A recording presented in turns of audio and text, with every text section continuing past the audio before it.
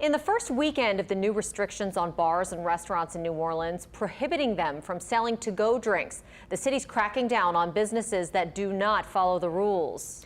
And meanwhile, there were crowds of people at some bars in Jefferson Parish that is causing concern for leaders. Mike McDaniel has that story. Known for fried chicken and daiquiris, Willie's Chicken Shack, with 8 locations around the French Quarter in New Orleans, is closed. Mayor LaTonya Cantrell says the business wasn't complying with new restrictions that went into effect over the weekend. We did have a couple of bad actors. While not directly mentioning violations, at least some of the chain's locations were reportedly serving alcoholic drinks to go, which is prohibited, part of the city's efforts to stop the spread of coronavirus. There was a lot of attention there.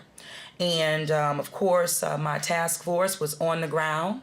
And as a result of that, those locations are closed. In a statement, a representative from the restaurant chain says all locations were closed because the restaurants were, quote, unable to prevent our patrons from leaving our premises with drinks in hand after their meals. In neighboring Jefferson Parish, which isn't as restrictive as New Orleans, concerns over large gatherings.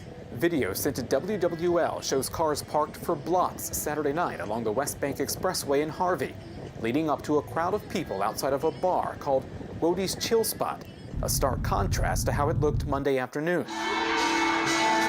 In Grand Isle, video now removed from Facebook shows a band playing to a crowd of folks not following guidelines at Sand Dollar Tiki Bar.